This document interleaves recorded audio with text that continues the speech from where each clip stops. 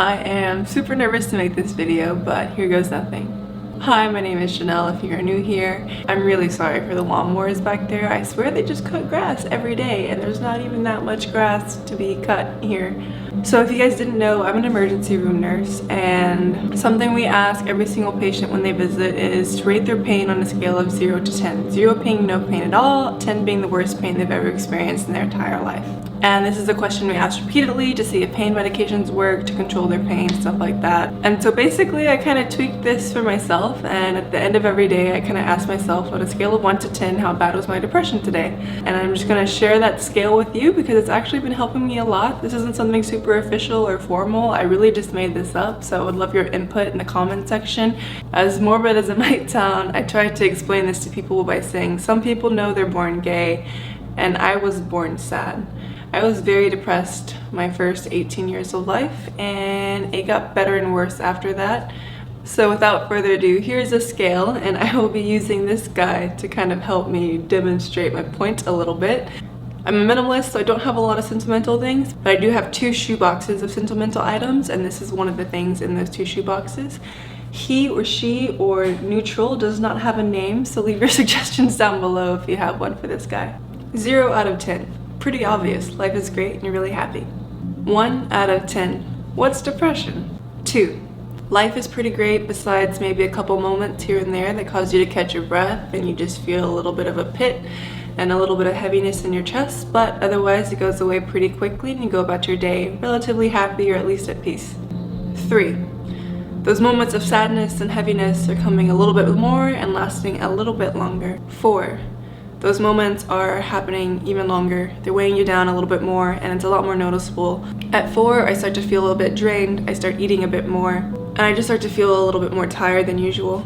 5 out of 10. Half of your day is in a pretty dark place. Your thoughts are pretty negative and spiraling and you can't really control them as much as you'd like. Your mood is pretty heaven and sunken. You probably start to feel a little bit irritable. I definitely notice weight gain at this point in myself. And as innocent as it can be, maybe you start daydreaming of death. 6. Life sucks more than not.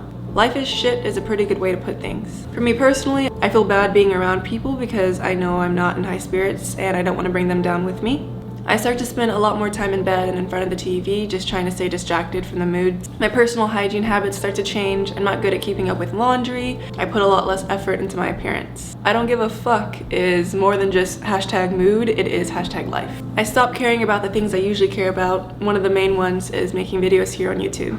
I'm having worsening self-esteem, lots of self-hate, and the negative thoughts can't seem to stop spiraling. At 6 out of 10, you definitely need to tell a friend or someone you care about how you're feeling and ask them to keep an eye out on you and just ask you for updates to see how you're doing and if things are getting better or worse.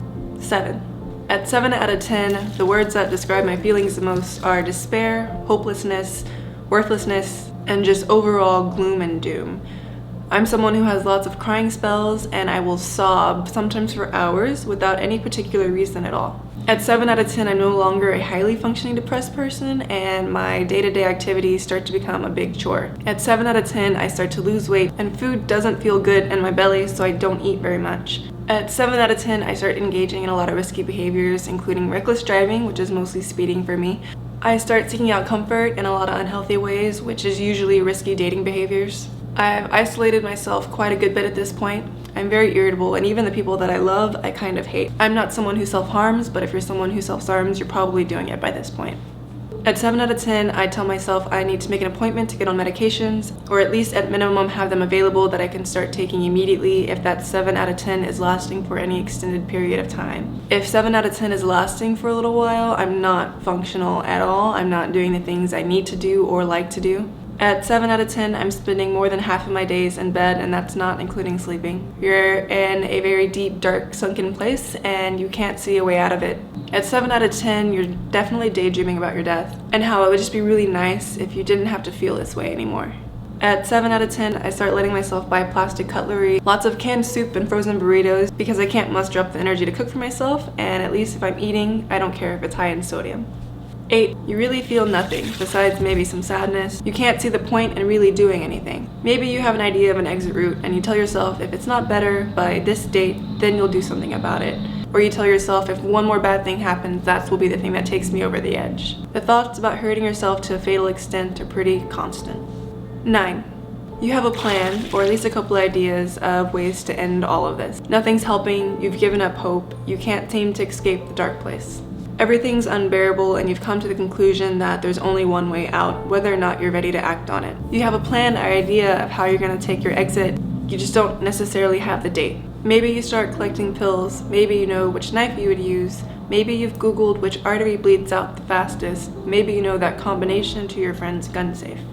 If you have anything of value, you might start giving it away to friends and family because you want someone to be able to use it when you're not here anymore. Maybe you're thinking about who's going to find your body and how it's going to interfere with their life. You wonder if you want to write a note or not. You wish a car would just hit you while you're crossing the street. You wonder if you jumped in front of the train, if they would have time to stop before it hit you. You wish you could will your heart to stop beating because that would be the easiest way. At 9 out of 10, you need someone to hold the pills for you. You need someone to take away the knives and all the sharp things and all the scary things. And at 9 out of 10, you really need to call and get help. 10. You're ready to give up. You have a plan and you're ready to act on it, or you've already acted on it. You need someone to be with you 24/7. At this point, it's literally life or death. And I really hope you're doing something, whether that's medications or talking to someone or telling someone who cares about you or calling 911 to get an ambulance. And anyone who blames you for trying to stay alive obviously hasn't been here. Alright guys, so that's my scale. I haven't been more than like 5 or 6 out of 10 for several months now, which has been really great. I don't think I've ever been this happy, this consistently for this long a period of time, kind of in my entire life, which is really cool. Usually for me, my depression's pretty bad, around 5 to 7. I've only been greater than a 9 twice in my life. Once was for a very short period of time, and then one was most recently, about 9 months ago, that lasted for about 3 months, and it was really hard. So my intention with this video is that it helps someone, or at least sets some boundaries. For me, it's really helpful to notice when I'm doing these small little things that show that like a lot's going on. This video is brought to you by a little dragonfly guy, so thanks a lot to him, or her. And yeah, I'm not gonna chat too much, but if you're someone who right now watching this is greater than a 5, big hug from me to you, or at least big hug from little dragonfly guy. Let me know what you think of this scale and if you think it's something you'll ever use if you're someone who suffers from depression like me. Please consider sharing this video with someone who you think would benefit from it. Consider subscribing if you want to see more content like this from me. I want to make more videos about mental health and stuff like that. Thank you so much for watching. I hope you guys have a great day. Goodbye.